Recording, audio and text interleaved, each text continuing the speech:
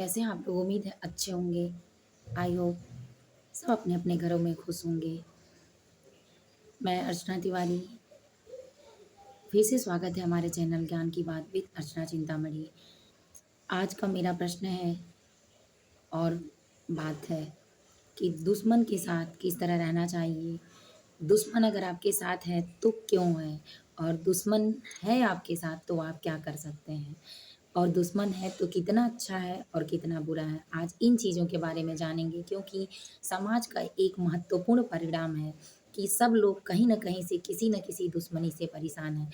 अगर ऑफ़िस में वर्कर हैं तो उनके साथ लोगों का जलन होती है, समस्या होती है, तो क्या सोचना चाहिए? अगर घर में किसी स्त्री-पुरुष के साथ ऐसा है तो क्या करना चाहिए? अगर घर परिवार में भाई-भाई में ऐसा है तो क्या करना चाहिए? और किसी लेडीज़ में है तो क्या करना चाहिए? अगर आपके दुश्मन कम हैं, तो आपका स्वभाव और आपका आने वाला भविष्य कैसा है? अगर आपके दुश्मन ज़्यादा हैं, तो क्यों हैं और आने वाला भविष्य कैसा है? आपके साथ भगवान का संबंध कैसा है? आज इन सारी वास्तुओं का पे सारी बातें करेंगे और सारी बातों को जानेंगे। तो चलिए शुरू करते हैं सबसे पहले कि अगर आपके साथ दुश्मन है, तो आपका क्या-क्या हो सकता है? सबसे पहले तो इस बात को जानते हैं कि किसी का भी सरल स्वभाव उसकी कमज़ोरी नहीं होती।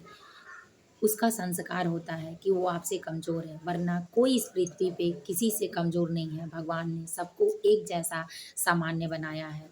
अगर पानी दूषित पिया जाए तो शरीर खराब हो सकता है, लेकिन अगर विचार सोच सही नहीं है, तो अगर दूषित है तो पूरा जीवन खराब हो सकता है। इसीलिए अगर किसी को देना हो तो संस्कार दें, दूषित विचार बिल्कुल मत दें क्योंकि दूषित विचार के साथ दूषित संस्कार और विचार दोनों खराब होंगे, तो पूरा जीवन, पूरा संबंध, पूरे रिश्ते खराब हो जाएँगे।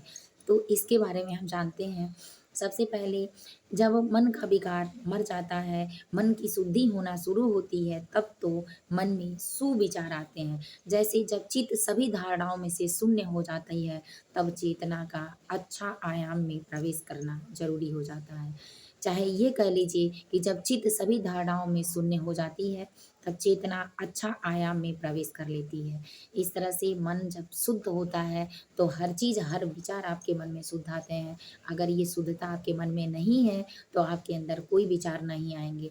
जिस तरह से व्यक्ति अगर खाना खा लिया है, शुद्ध खाना खाया है, शुद्ध भोजन किया है, तो शुद्ध विचार आते हैं और उसके विचार जो शुद्धता होती है उसके मन तक पहुँचती है। जिसका मन सुंदर होता है, उसका व्यक्तित्व सुंदर होता है।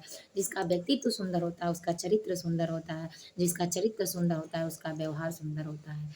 जिसका व्यवहार सुंदर होता है, उसकी वाणी सुंदर होती है और जिसकी वाणी सुंदर होती है, उसके संस्कार, उसके उसके आत्मसम्मान और उसके चारों तरफ उजाला होता है और संस्कारों का ढेर बना होता है। उसके मान-सम्मान में लाइन लगा होता है।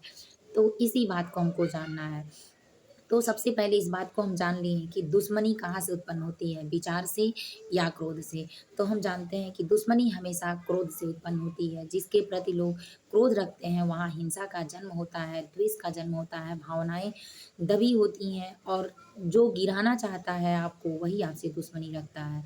क्योंकि अपना बनाना उसको याद नहीं रहता, पर अब आपका बनना देखकर उसको बिगड़ना ज़रूर याद रहता है। तो ऐसी दुश्मनी अगर आपके साथ है तो इस बात से बेहद खुश हो जाइए क्योंकि भगवान अब ये चाह रहा है कि लोगों के द्वारा आपकी निंदा करके आपको आगे बढ़ाना। क्योंकि जिस घोड़े को रेस में जिताना होता है, घोड़ा सबसे ज़्यादा उसी के ऊपर पड़ता है और दबाव भी उसी के ऊपर पड़ता है। और खुशी इस बात की मनाइए कि मालिक ने जिसके कंधे पे ज़्यादा बोझ रखा है, उसी को जिताना चाहता है क्योंकि आप ही वो हैं कि जो काबिल हैं और आपके कंधे पर ये बोझ है, दूसरा कोई उठा ही नहीं सकता। तो आप इसमें बिल्कुल खुश रहा करें और दूसरी बात कि दुश्मनी में क्या करें, बिल्कुल परेशान ना हों क्योंकि आपके साथ अगर कोई दुश्मनी निभाता है, तो आप ये जान लें कि आपको धक्का देने का काम भगवान कर लिए हैं। क्योंकि भगवान को आप नहीं पसंद कर रहे हैं, आपको भगवान पसंद कर रहे हैं, इसलिए आपके दुश्मन अनेक हैं। जब आपके दुश्मन अनेक होंगे, तो अचानक आपके साथ शत्रुता करेंगे, गलत व्यवहार करेंगे, आपके धन को हानि पहुँचाएँगे, आपके भविष्य को हानि पहुँचाएँगे, आपके सम्मान को हानि पहुँचाएँगे और उसमें आप अपनी गति को परेशान होते हुए देखकर भगवान के पास जाएँगे। क्योंकि दूसरा कोई सहारा ही नहीं है कि जो आपको ठीक कर सके। तो इस सहारा में जब आप भगवान के पास जाएँगे, तो आपका पुण्य बढ़ जाएगा और उसका पाप चर लेगा उसको, क्योंकि उसका पाप बढ़ रहा है और आपका पुण्य बढ़ रहा है। इस माध्यम से आपको अगर कोई गाली देता है तो आप चुपचाप होकर सहन करना सीख लीजिए, क्योंकि उसमें सह लेने से ये समझिए कि आपने जो अभी तक का पाप किया था वो कट रहा है, और जो उसने पुण्य किया था, पुण्य कर्म किया था, उस पुण्य कर्म में उसकी कमी आ रही है। तो जब उसके पाप को काटा जाएगा जो पुण्य कर्म है, तभी तो पाप से पाप का मैच होगा, तो उसको दंडित करने में कोई दिक्कत नहीं होगी भगवान को। और आप अपने धर्म के रास्ते पर सुरक्षित हैं, सही तरीके से जा रहे हैं, तो आपको कोई पीछे नहीं कर पाएगा, ये परमात्मा का खेल है। तो इसलिए बिल्कुल कोई आपसे दुश्मनी करे तो आप अपने गलत रास्ते को बिल्कुल ना चुनें, और उसके क्रोध में, उसके हिंसा में आकर कुछ भी कहने सुनने की ज़रूरत ना रखें। क्योंकि 100 चुप आदमी को एक बोलने वाला कभी नहीं हरा सकता, और एक बोलने वाले को अगर एक चुप करने वाला हो तो हरा सकता है। तो इसलिए ऐसा ज़रूर करें।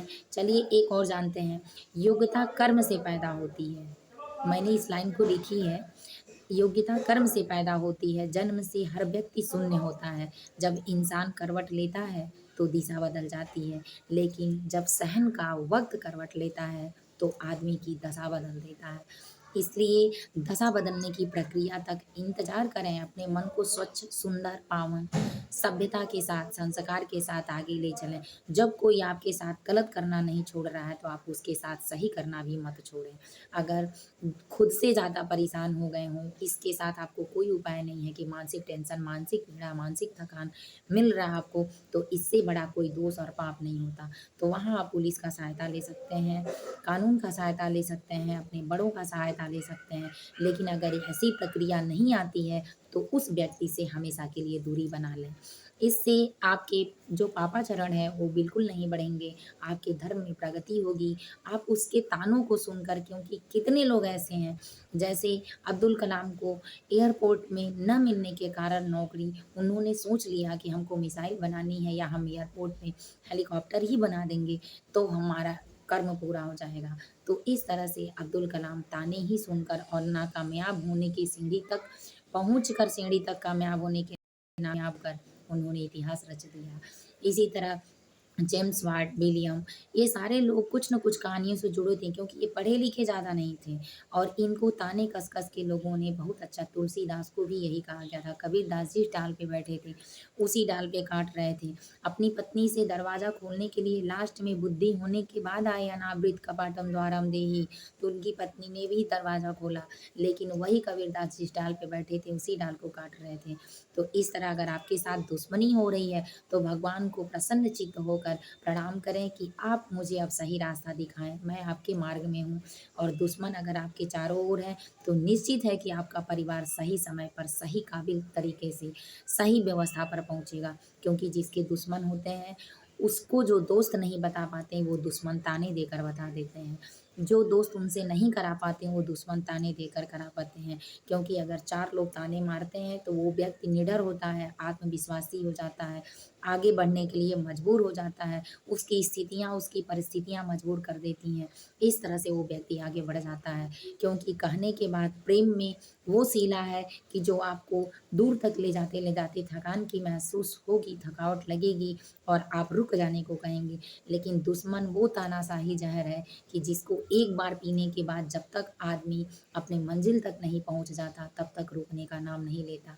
इसीलिए जब भी अपने काम को करें और जब आपको परेशानी महसूस हो, तो आप एक बार इस चीज़ को याद करें कि जिस कर्म के कारण आप पीछे रह गए थे, अगर वही कर्म आपका पैर खींच रहा है, तो आपको आगे जाना है। अपनी कमियों को, अपनी ज़िम्मेदारियों को, अपने भविष्य को याद करते हुए हर कठिन मार्ग का सामना करें, क्योंकि भाग जाने से समस्या बढ़ती है, घटती नहीं है।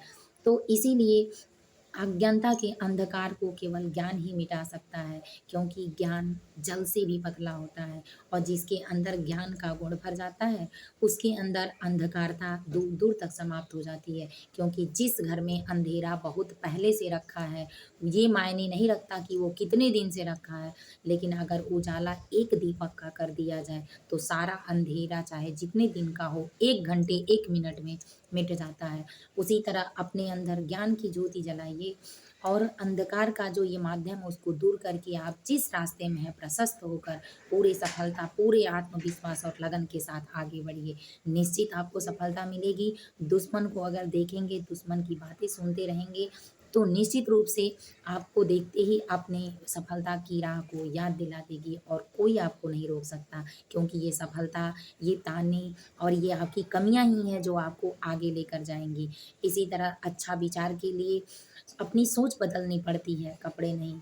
जिस तरह व्यक्ति अपने अच्छे विचार के लिए अपनी सोच बदल कर सही मार्ग पकड़ लेता है, उसी तरह से अगर कोई व्यक्ति चाहे तो अपने कपड़े नहीं, अपने विचारों को बदल ले, अपने जल से अपने शरीर को नहीं, अपनी आत्मा को धो ले, हर बात में संतोष करना सीख ले, तो निश्चित सफलता उसका कदम चूमेगी।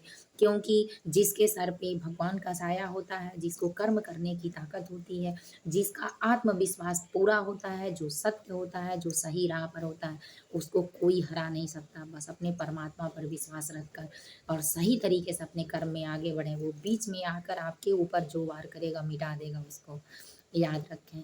जय माता दी, हर हर महादेव। अगर अच्छा लगे तो निश्चित रूप से चैनल को लाइक कर लें, सब्सक्राइब कर लें और वीडियो को ज़रूर शेयर करें और लोगों तक, ताकि सबको पुणे में हिस्सा लेने का मौका मिले और सभी इस जीवन में सफल, सुखी, शांति हों। सबका सुखी परिवार हो। जय माता दी।